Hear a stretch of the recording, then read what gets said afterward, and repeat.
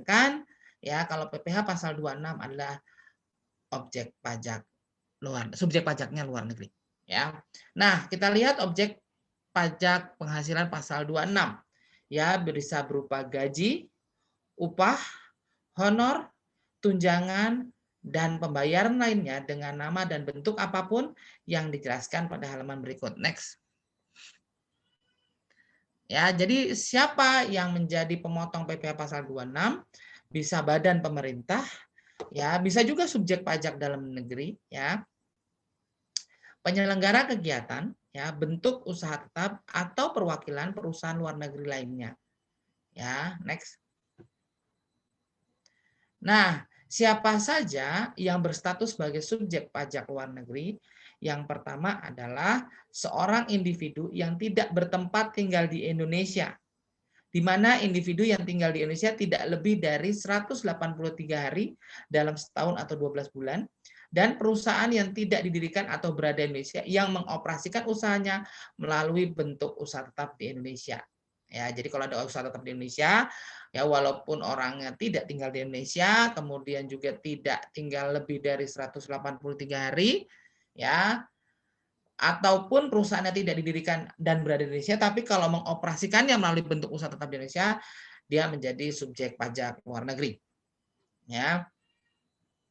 Dan yang kedua adalah belum diganti aja. Seorang individu yang tidak bertempat tinggal di Indonesia, individu yang tinggal di Indonesia tidak lebih dari 183 hari dalam 1 tahun, dan perusahaan yang tidak didirikan atau berada di Indonesia yang dapat menerima atau memperoleh penghasilan dari Indonesia, tidak melalui atau menjalankan usaha melalui bentuk usaha tetap di Indonesia. Jadi kalau yang dapat penghasilan dari Indonesia, itu dikenakan pajak, menjadi subjek pajak luar negeri atau dikenakan PPh pasal 26. Ya, walaupun usahanya tidak di Indonesia. Ya, startup itu ya perusahaannya di luar negeri tapi mereka mencari lahan bisnisnya di Indonesia, harusnya mereka bayar pajak gitu loh. Ya, PPh luar negeri harusnya. Tapi nggak tahu sekarang, kayaknya waktu itu masih jadi dilematik apakah mereka dipajakin atau tidak. Tapi secara logika harusnya kena. Kenapa? Karena mereka mendapatkan penghasilan dari Indonesia walaupun perusahaannya tidak di Indonesia. Next. Tarif PPh pasal 26, dasar pengenaan PPh 26 adalah dari jumlah penghasilan bruto. Itu yang pertama.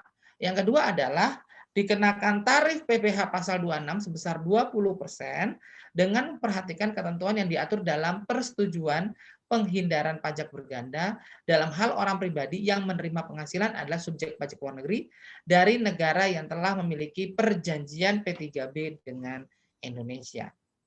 Ya, jadi dicek lagi apakah sudah ada perjanjian P3B antara negara mereka atau orang asing dengan Indonesia. Next.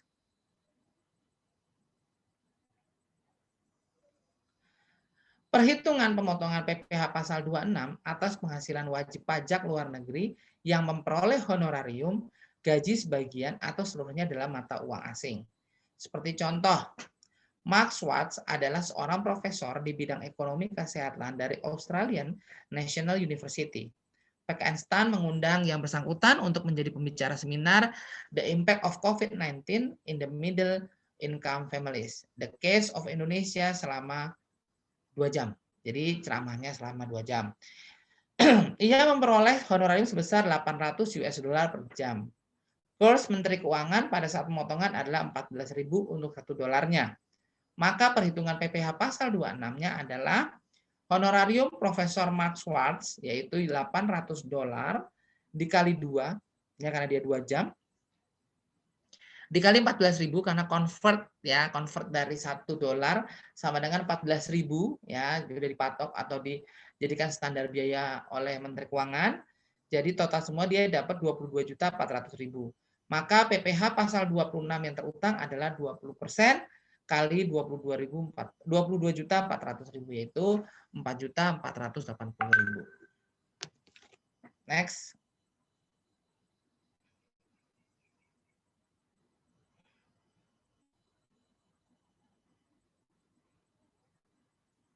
Nah,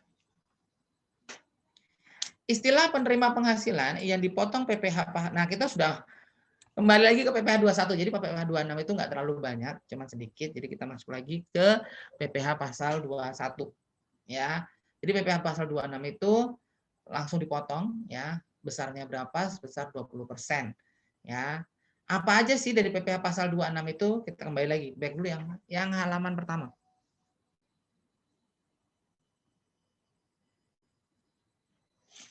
Nah, yang bagian tadi bagian. Nah, PPh pasal 26 itu 20% dari jumlah bruto itu untuk dividen, bunga, royalti, imbalan, hadiah, premi, dan pembebasan hutang. Sedangkan 20% untuk jumlah neto ya itu adalah pengalihan harta di Indonesia, pengalihan saham, pembayaran premi asuransi, dan pengalihan saham pasal 18. Ada juga yang 20% dikali penghasilan kena pajak dikurangi pajaknya. Jadi kalau di PPh pasal 26 ada yang seperti ini. Dan semuanya itu terhutang saat hutang administrasi pengecualian kecuali ada ketentuan lain. Jadi semuanya diberlakukan seperti ini ya. Dan ya bisa dikecualikan apabila ada ketentuan lainnya. Ya, misalnya kalau ada perjanjian antar negara itu bisa dikecualikan. Ya, jadi jelas ya. Ini semua adalah yang bisa dikenakan PPh pasal 26 bagi subjek pajak luar negeri. Next, kita kembali lagi ke PPh 21. Ya, biar kalian matang terkait dengan PPh 21-nya. Ya. Yang PPh 21 yang awal, Pak. Apa?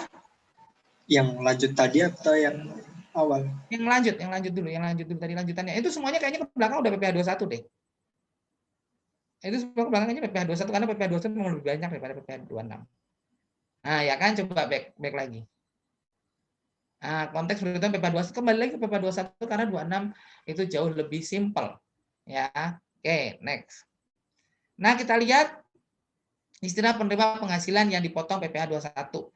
Ada yang namanya istilah pegawai, yaitu orang pribadi yang bekerja pada pemberi kerja, baik sebagai pegawai tetap maupun pegawai tidak tetap, atau tenaga kerja lepas berdasarkan perjanjian atau kesepakatan kerja, baik secara tertulis maupun tidak tertulis, untuk melaksanakan suatu pekerjaan dalam jabatan atau kegiatan tertentu dengan memperoleh imbalan yang dibayarkan berdasarkan periode tertentu, di mana penyelesaian pekerjaan dan ketentuan ditetapkan oleh pemberi kerja, termasuk orang pribadi yang melakukan pekerjaan dalam jabatan negeri atau badan usaha milik negara atau badan usaha milik daerah. Jadi semua orang ya yang terikat dalam perjanjian kerja, termasuk situ pejabat negeri. Pejabat negeri itu berarti mulai dari ada pejabat negeri, ada pejabat negara.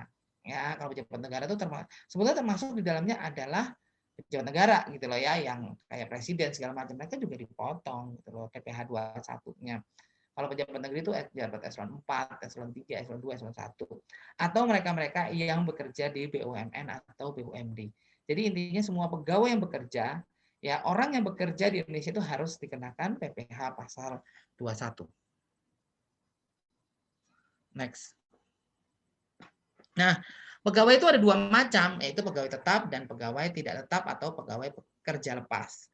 Pegawai tetap itu adalah pegawai yang menerima atau memperoleh penghasilan dalam jumlah tertentu secara teratur. Yang saya kasih warna biru itu adalah kata kuncinya, termasuk anggota Dewan Komisaris dan anggota Dewan Pengawas secara teratur terus-menerus ikut mengelola kegiatan perusahaan secara langsung, serta pegawai yang bekerja berdasarkan kontrak untuk suatu jangka waktu tertentu sepanjang pegawai yang bersangkutan bekerja penuh waktu dalam pekerjaan tersebut. Sedangkan pegawai yang tidak tetap atau pegawai kerja lepas adalah pegawai yang hanya menerima penghasilan apabila pegawai yang bersangkutan bekerja. Jadi kalau misalnya buruh, bukan buruh, kalau buruh itu tetap. Ya, misalnya ada kayak kita tukang bangunan lah gitu ya. Nah, tukang bangunan itu ya harusnya kena pajak juga, cuman karena kita administrasinya belum bagus, maka masih banyak pekerjaan-pekerjaan informal yang tidak dikenakan pajak. Nah, kalau di luar negeri sana, tukang bangunan udah kena pajaknya karena mereka terdaftar. Mereka dianggap sebagai profesional. Ya, tukang bangunan itu kan ya tergantung ada proyek atau enggak baru dipanggil. Gitu loh. Itu namanya adalah pegawai tidak tetap atau tenaga kerja lepas. adalah pegawai yang hanya menerima penghasilan apabila yang bersangkutan bekerja. Ya, berdasarkan jumlah hari bekerja, jumlah unit hasil pekerjaan dihasilkan, atau penyelesaian suatu jenis pekerjaan yang diminta oleh pemberi kerja. Jadi ini lepas, jadi kalau ada kegiatan baru panggil, kalau nggak ada ya nggak dipanggil. Ada dibayar, ada kegiatan dibayar, ada kerjaan dia dibayar, kalau nggak ada udah. Beda sama pegawai tetap. Ada kerjaan nggak ada kerjaan ya tetap dibayar dia. Dan kerjanya setiap hari masuk, makanya disebut penuh waktu atau full time. Kalau kerja lepas enggak, ya. Kerja lepas kayak dosen tidak tetap itu namanya kerja lepas, ya. Kerja lepas kayak misalnya ada dosen yang datang ke kampus itu cuman kalau misalnya ada ngajar. Kalau saya kan enggak, saya pegawai tetap. Jadi ada kerjaan nggak ada kerjaan, ada ngajar nggak ada ngajar, saya harus datang ke kampus, ya. Kecuali pandemi kayak gini ya. Tapi kalau ada beberapa banyak dosen di STAN yang hanya datang ketika ngajar, kalau nggak ada ngajar, ya dia nggak datang. Apalagi kalau misalnya jeda antara semester genap, semester ganjil, genap ke ganjil gitu kan. Itu banyak banget liburnya ya, mereka nggak ke kantor karena mereka pegawai lepas, ya, tenaga tidak tetap. Jelas ya? Next.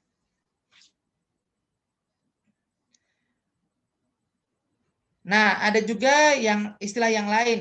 Yang kedua adalah penerima uang pesangon, pensiun atau uang manfaat pensiun, tunjangan hari tua atau jaminan hari tua, termasuk ahli warisnya. Jadi kalau pensiunan, istilahnya yang pegawai pensiun udah meninggal, maka dia jatuh ke istrinya atau ke anaknya apabila anaknya belum mencapai umur 25 tahun. Atau anaknya masih kuliah, maka itu turun ke ahli warisnya. Maka ahli warisnya juga dikenakan PPh pasal 21.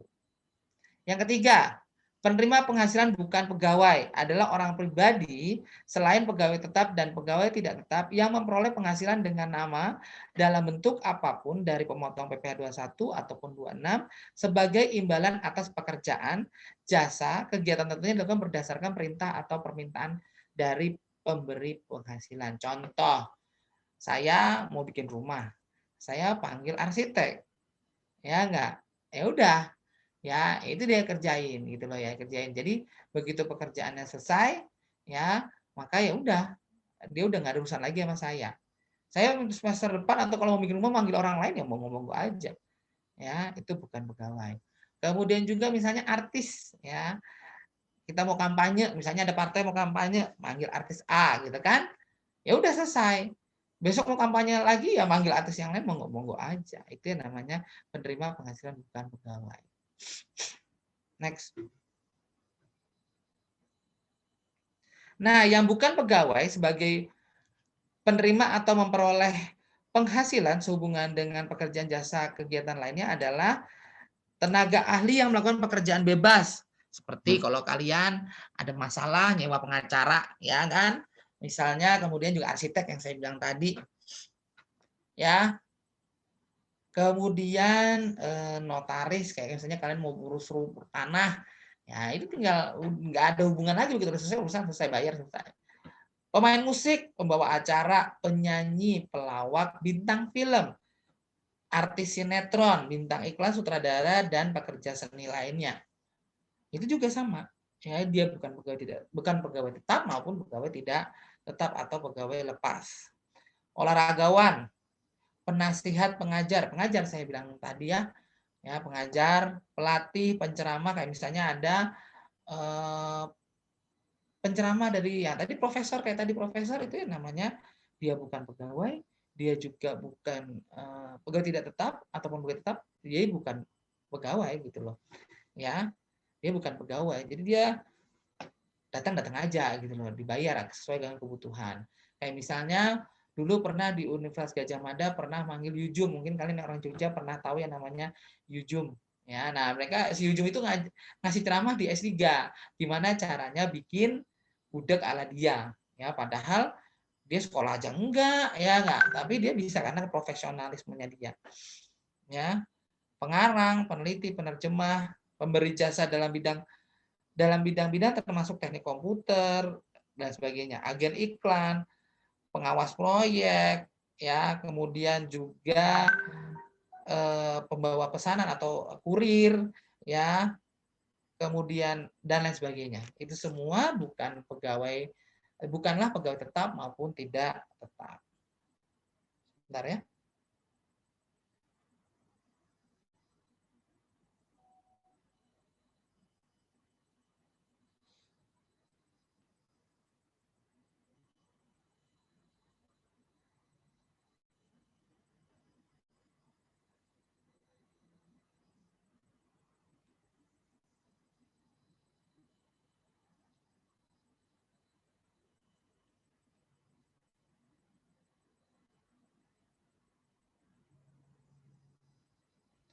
Next. Nah, ini juga nih ada penerima selain tadi ada pegawai, kemudian juga penerima pensiun, kemudian juga ada yang bukan pegawai dan ada peserta kegiatan yang menerima atau memperoleh penghasilan sehubungan dengan keikutsertaannya dalam suatu kegiatan. Misalnya peserta perlombaan, ya pasti kan dikasih uang pesangon, uang saku, bukan uang pesangon, uang saku, uang jajan, nah itu juga dikenakan pajaknya. Kemudian juga peserta rapat, ya kalau kita rapat itu dapat uang rapatnya ya, pegawai negeri sipil itu kadang-kadang dapat uang rapat. Nah itu juga dipotong pajaknya. Kemudian juga kalau anggota DPR ada uang sidang, kemudian juga kunjungan kerja, ya, kemudian anggota kepanitiaan, kemudian juga peserta pendidikan dan pelatihan dan kegiatan lain itu semua dikenakan pajak.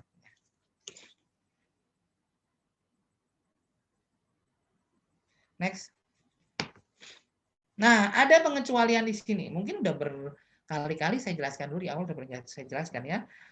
Pertama adalah pejabat perwakilan diplomatik dan konsulat atau pejabat lain dari negara asing dan orang-orang yang diperbantukan kepada mereka yang bekerja pada dan bertempat tinggal bersama mereka dengan syarat bukan warga negara Indonesia dan di Indonesia tidak memperoleh penghasilan lain di luar jabatan atau pekerjaan tersebut serta negara yang bersangkutan memberikan perlakuan timbal balik. Jadi kalau misalnya ada perwakilan diplomatik, ya misalnya ke Dubes, ya misalnya Dubes Singapura di Indonesia, kalau dia atas gaji yang dia peroleh di Indonesia tidak dikenakan pajak, ya kecuali kalau dia memiliki kegiatan lain, entah sebagai pengusaha, entah sebagai komisaris di mana, nah itu dikenakan pajak. Tapi ketika dia bekerja sebagai konsulat, mewakili negaranya, maka tidak dikenakan pajaknya. Karena dia bukan orang Indonesia. Yang kedua adalah adanya perlakuan timbal balik ke Dubes Indonesia di Singapura juga diperlakukan sama. Kemudian pejabat perwakilan organisasi internasional yang ditetapkan oleh Menteri Keuangan dengan syarat bukan WNI dan tidak menjalankan usaha atau kegiatan atau pekerjaan untuk memperoleh penghasilan di Indonesia. Jadi kalau sama, kalau dari World Bank, dari PBB, dari IMF, kalau misalnya mereka kerja di Indonesia, ya mereka dibebaskan pajaknya kecuali mereka melakukan kegiatan lain atau bisnis lainnya. Next.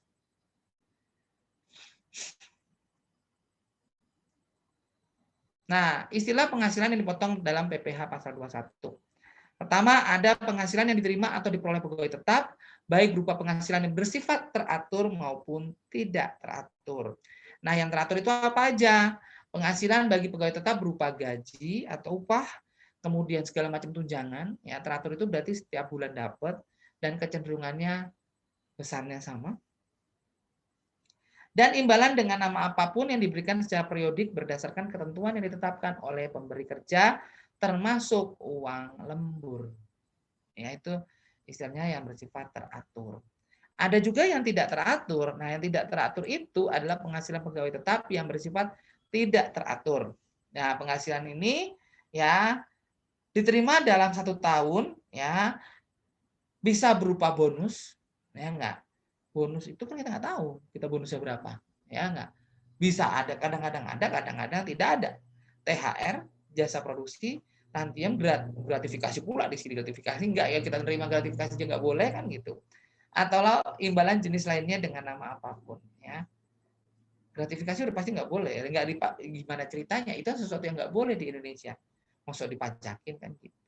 Kalau sampai gratifikasi dipajakin berarti sama aja kita melegalkan gratifikasi kan gitu.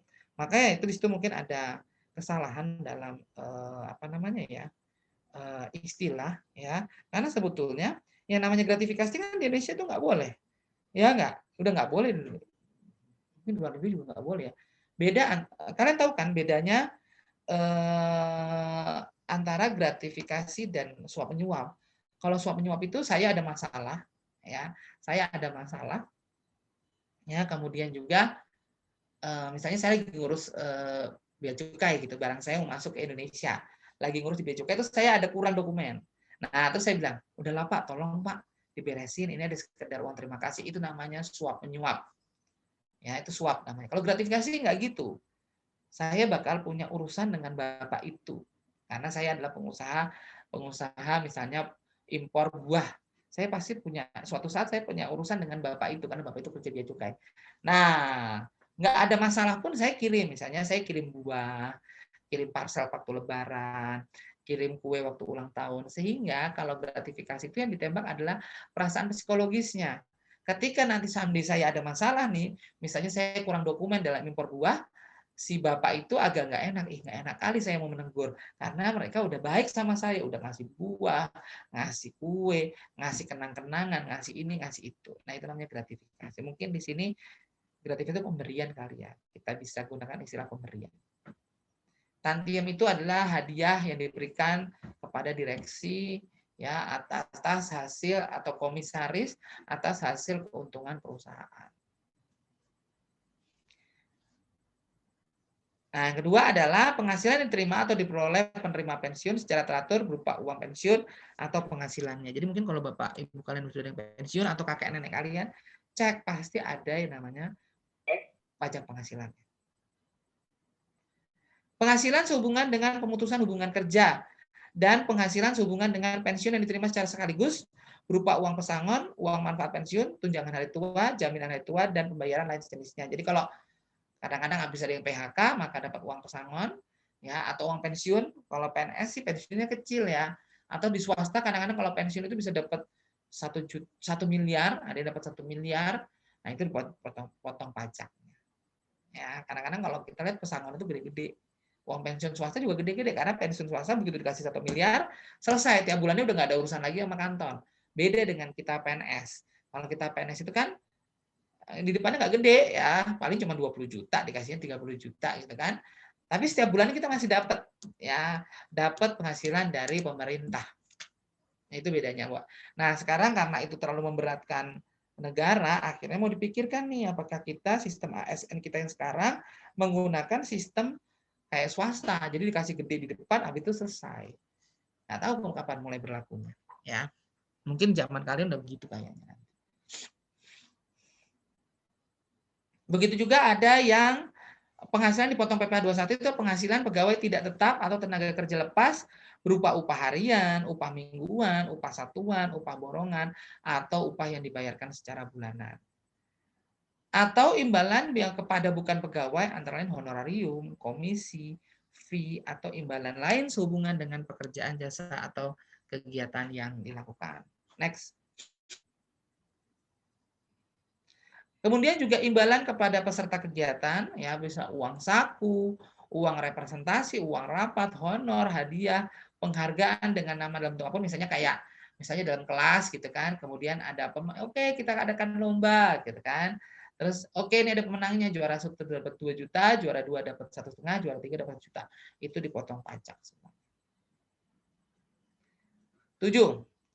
Termasuk pula penerimaan dalam bentuk natura dan atau kenikmatan lainnya dengan nama dan dalam bentuk apapun yang diberikan oleh bukan wajib pajak, ya, wajib pajak yang dikenakan pajak penghasilan bersifat final, wajib pajak yang dikenakan pajak penghasilan bersifat norma perhitungan khusus atau damned profit, ya, atau tidak final. Nah, jadi itu semua juga harusnya kena pajaknya. Ya, misalnya penerimaan dalam bentuk natura, itu misalnya kita dapat hadiah mobil, ya itu tetap harus kena pajaknya, gitu loh.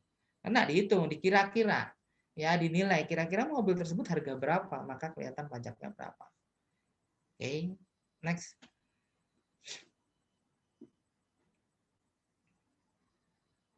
Istilah bukan objek pemotongan PPh pasal 21. Ya, jadi yang tidak bisa dikenakan PPh pasal 21, bentar ya.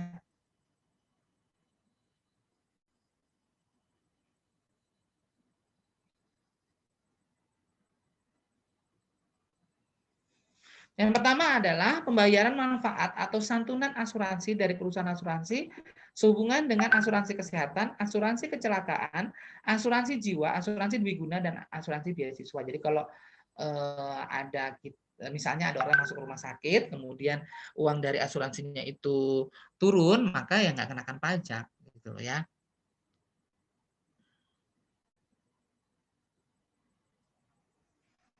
Oke, yang kedua, penerimaan dalam bentuk natura atau kenikmatan dalam bentuk apapun yang diberikan oleh wajib pajak atau pemerintah, kecuali penghasilan sebagaimana dimaksud pada pasal 5 ayat 2. Biaya-biaya dapat dikurangkan dari penghasilan bentuk usaha tetap. Jadi kalau misalnya ada komponen biaya itu bisa dikurangi.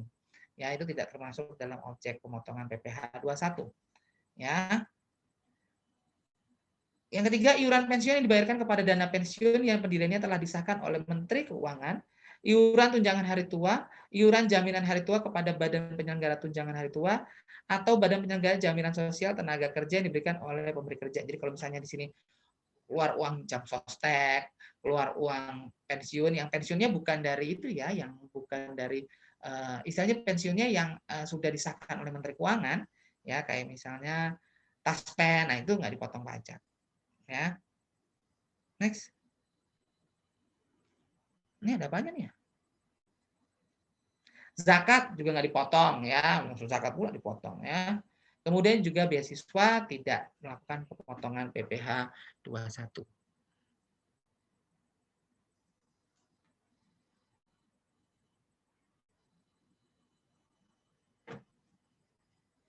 Benar ya?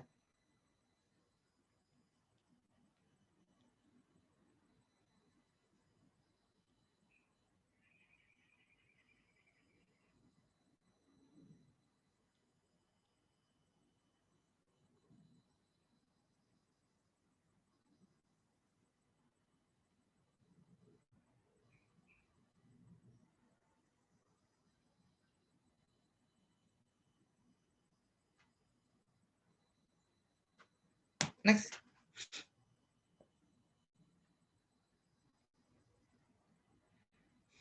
Ini ada tanda apa sih? Nggak tahu, Pak. Padahal saya nggak buka aplikasi yang lain. Nah, di sini pemotong PPh pasal 21 ada yang pemberi kerja ya, baik kepada orang pribadi maupun badan termasuk badan usaha tetap ya. Nah, di sini juga pemotongnya bisa bendahara pemerintah pusat ataupun daerah ya. Termasuk juga untuk dana pensiun maka dipotong oleh PT Taspen ya, Astek atau penyelenggara jam sostek. Termasuk juga bisa menjadi pemotongnya adalah penyelenggara kegiatan termasuk badan pemerintah, organisasi yang bersifat nasional atau internasional, perkumpulan, orang pribadi serta lembaga lainnya yang menyelenggarakan kegiatan. Ya, jadi pada kegiatan misalnya di seminar, ya maka ya panitia seminar itu bisa motong pajaknya gitu, ya. Atau orang yang bersangkutan atau misalnya si pembicaranya dia juga bisa menjadi pemotong pajak. Dia nyetorkan sendiri. Next.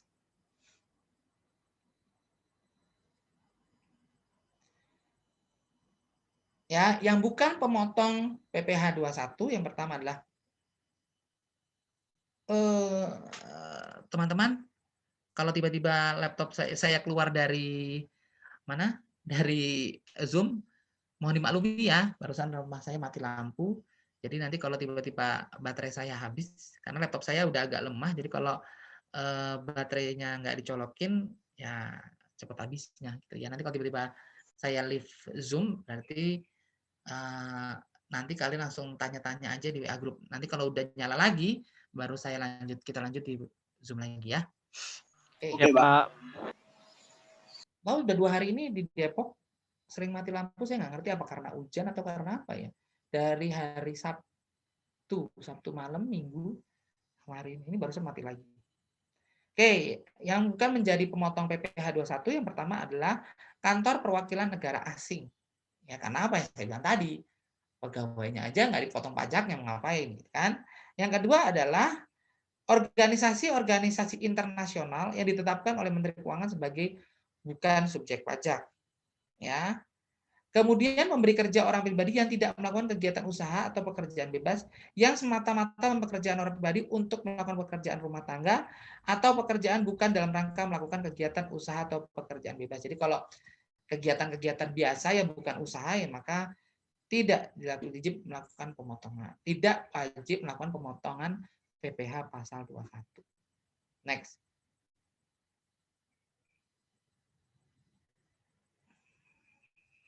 Nah, perhitungan PPh pasal 21 itu berdasarkan penghasilan bruto ya, di mana untuk pegawai tetap dan pegawai tidak tetap pokok pemotongan pajaknya adalah gaji, tunjangan dan hal-hal terkait dengan gaji. Ya. Nah, dikurangi dulu biaya jabatan, kemudian 5% dari penghasilan bruto, di mana maksimal adalah 6 juta per tahun atau 500.000 per bulan. Dikurangi juga iuran yang terikat dengan penghasilan tetap. Ya, ini untuk mencari penghasilan netonya, ya, untuk mencari penghasilan netonya.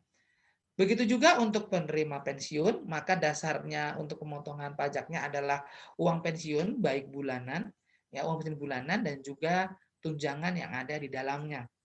Ya, dikurangi 5% dari penghasilan bruto maksimal, yaitu di mana 2.400.000 per tahun atau 200.000 per bulannya.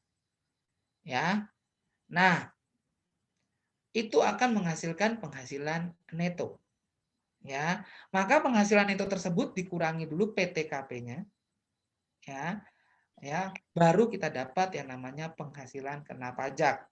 Nah, barulah kita gunakan tarif pasal 17 Undang-Undang Pajak Penghasilan, ya, di mana bagi mereka yang tidak punya NPWP maka dikenakan tarifnya lebih tinggi 20%.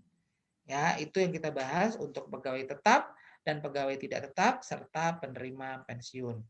Untuk yang bukan pegawai, ya, untuk yang bukan pegawai, ya, di mana ada honorarium, kemudian juga komisi, fee dengan syarat punya NPWP, hanya menerima penghasilan dari satu pemberi kerja, maka sebetulnya kalau itu kita kenakan yang namanya langsung pajak penghasilan, ya, nggak ada namanya PTKP-nya. Makanya di situ PTKP dan PKP satu arah, ya, karena langsung dipotong PPh final, kan gitu ya nggak? Langsung dipotong PPh final, ya. Termasuk juga di situ kalau kita lihat ada peserta kegiatan. Nah, itu langsung dipotong. Yang tadi nomor 3 dan 4 yang bukan pegawai itu langsung diberikan finalnya, ya. Baru perhitungan tetap menggunakan pasal 17. Jelas ya? Oke. Next. Nah, saya cek berapa persen lagi saya. Oke, tinggal 40%. Ya, mudah-mudahan masih bisa ya sampai selesai.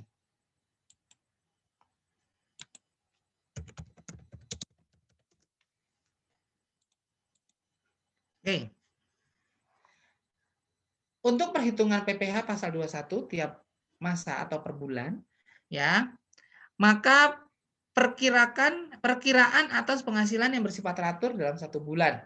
Contoh di bulan Januari.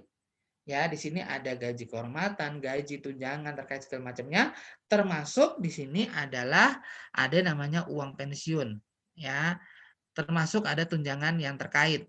Nah, dikalikan 12, ya, dikurangi adalah komponen-komponen tersebut, ada biaya jabatan 5% dari penghasilan bruto dengan maksimal 6 juta atau 500 per bulan, iuran terikat dengan penghasilan tetap dan lain sebagainya. Maka baru menghasilkan penghasilan neto. Ya, penghasilan neto baru dikurangi namanya PTKP, menghasilkan PKP. Ya, menghasilkan PKP. Ya. Nah, KKP baru dikalikan tarif pasal 17 PPh dibagi 12. Ya. Nah, contohnya adalah di sini. Seorang pegawai memiliki penghasilan 4.500.000 per bulan. Ya, maka dikali 12 sama dengan 54 juta. Pengurangannya adalah 5% dari 54 juta, ya, 5% dari 54 juta ditambah 600.000. 600.000 itu adalah tunjangan atau biaya jabatan. Ya, kita seolah-olah biaya jabatannya adalah 600.000. Ya, maka hasilnya adalah 5% dari 54 juta adalah 2.700.000 ditambah 600.000 sama dengan 3.300.000. Ya, maka penghasilan netonya adalah 54 juta dikurang 3.300.000 adalah 50.700.000. Sedangkan PTKP-nya adalah 54 juta. Berarti dia nggak kena pajaknya karena tidak sampai kepada batas PTKP. PTKP-nya adalah 54 juta. Mungkin TK 0 kali ini ya, 54 juta. Jelas ya? Kalau di situ ada hasilnya, berapa hasilnya baru dikalikan PPh pasal 17. Ya, berapa persen? Misalnya 5%. Berarti kalau misalnya di situ adalah penghasilannya 60 juta, berarti 60 juta dikurangi 54 juta, berarti sisanya 6 juta. 6 juta dikali PPh pasal 17, misalnya 5%. Baru ada hasilnya bagi 12. Karena itu tadi masih 12 bulan. Ya, next. Ya, begitu juga ini, ya, begitu juga ini. Untuk pegawai tetap, penerima pensiun berkala dan pegawai tidak tetap yang menerima imbalan bersifat berkesinambungan, maka ya perhitungan setiap masa atau setiap bulannya, maka dijadikan sebagai perkiraan atas penghasilan diperoleh selama 1 tahun. Ya, penghasilan teratur ditambah penghasilan tidak teratur. Ya, dikurangi apa? Seperti tadi, biaya jabatan, kemudian 5% dari penghasilan bruto, dan iuran yang terkait dengan penghasilan tetap. Ya, begitu juga pensiunan. Hasilnya adalah penghasilan neto, dikurangi PTKP, hasilnya adalah PKP, maka dibagi 12, ya. Ya, sebelumnya itu dikalikan dulu tarif PPh 17, baru dibagi 12. Ya, sedangkan untuk perhitungan masa pajak akhir di bulan Desember, ya, maka ini apa sih, ada ini yang tutupan? Ini tolong dihilangin dong. Apa sih naik muncul PPh pas. Tolong dikeluarin, hilangin dulu.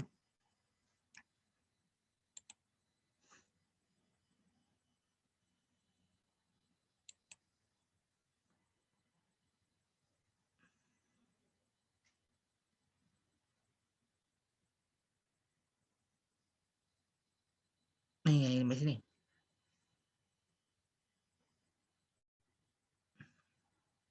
Nah, untuk yang di akhir tahun atau di bulan Desember, PPh pasal 21 atas seluruh penghasilan kena pajak setahun atau bagian tahun pajak dikurangi PPh pasal 21 yang telah dipotong pada masa-masa sebelumnya dalam bagian tahun pajak. Jadi kalau misalnya nanti sudah ada perhitungan, misalnya sampai dengan bulan Maret sudah dibayarkan, maka ya pada di akhir bulan Desember ya jangan dibayarkan lagi semuanya, jangan dihitung semuanya lagi, tapi dikurangi sampai dengan dia terakhir, ya, sampai dia terakhir bayar pajaknya yang sudah pernah dibayarnya. Next.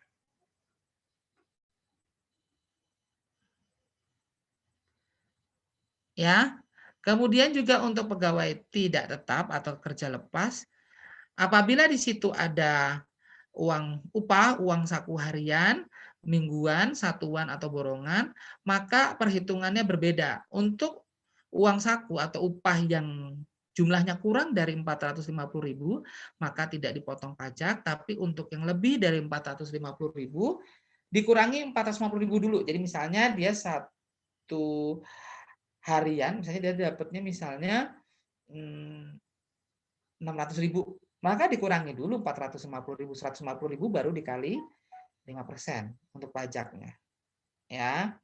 Kecuali yang penghasilannya lebih dari 4,5 juta sampai dengan 10,2 juta per bulannya. Ya, maka ini upah sehari dikurangi PTKP sehari. Kemarin kita sudah ada kan? maka tarif PPh pasal 21-nya adalah 5%. Nah, apabila dibayarkan bulanan, ya jumlah kumulatif 1 bulan melebihi 10.200.000, ya, maka dikali 12 dulu, dikurangi PTKP setahun, maka menghasilkan PKP dikenakan tarif pasal 17. PPh pasal 21 setahun, ya, akhirnya ketemu tuh PPh pasal 21 tahun, baru dibagi 12 biar kelihatan sebulannya PPh-nya berapa. Jadi di sini ada 4 perhitungan. Untuk yang kurang dari 450.000, maka itu tidak dipotong pajaknya. Kemudian lebih dari 450.000, ya, itu dikenakan potong 5% setelah dikurangi 450.000. Kemudian juga ada yang dari upah kumulatif dari 4,5 juta sampai dengan 10.200.000, ya. Dan yang terakhir lebih dari 10.200.000 dalam sebulan. Jelas? Next. Malah tinggal 20%, cepat banget turunnya. Oke. Untuk PPh 21 yang bukan pegawai, ya, di mana apabila, ya, pendapatannya berkesinambungan, maka perhitungannya adalah 50% dari penghasilan bruto dikurangi PTKP dalam sebulan dan dihitung secara kumulatif, digabungkan dulu, ya, semua penghasilannya baru dihitung. Ya. Berkesinambungan, ya, seperti kecuali pasal 13 ayat 1, ya, di mana 50% dikali penghasilan bruto. Itu aja, dihitung secara kumulatif. Dan yang tidak berkesinambungan, 50% dikali penghasilan bruto. Nah, contohnya di sini dalam hal dokter yang praktik di rumah sakit atau klinik, jumlah penghasilan bruto adalah sebesar jasa dokter yang dibayarkan pasien melalui rumah sakit atau klinik sebelum dipotong biaya-biaya atau bagi hasil rumah sakit atau klinik. Next.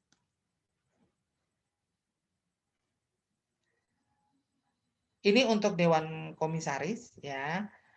Apabila di sini ada dewan komisaris dan bukan pegawai tetap, ya. Kemudian juga ada mantan pegawai, kemudian juga peserta program pensiun yang masih berstatus pegawai, maka semuanya dikenakan tarif pasal 17 atas penghasilan bruto. Next. Ini peserta kegiatan juga langsung dikalikan pasal 17 untuk penghasilan. Jadi pajaknya itu dikalikan dengan tarif yang ada di pasal 17 Undang-Undang PPh kali penghasilan bruto. Next. Ini rangkumannya. Ya, ini rangkumannya. Sebelum baterai saya habis, ntar dibaca sendiri ini rangkumannya. Ini adalah digunakan untuk mempermudah ketika kalian ujian. Jadi nanti kalau misalnya ada pensiunan berkala, gimana rumusnya? Di sini pegawai tetap, gimana rumusnya? Tidak tetap, gimana rumusnya? Sampai dengan peserta kegiatan. Next. Ya, nah ini ada yang tidak ber-NPWP, maka potongannya lebih tinggi 20%. Next.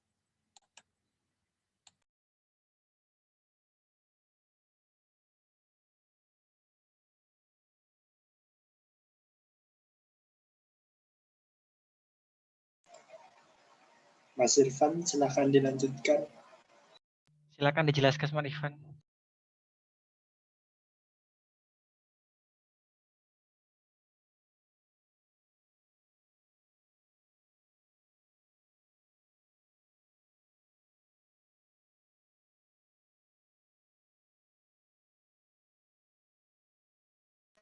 Gimana ini? Mau live apa enggak?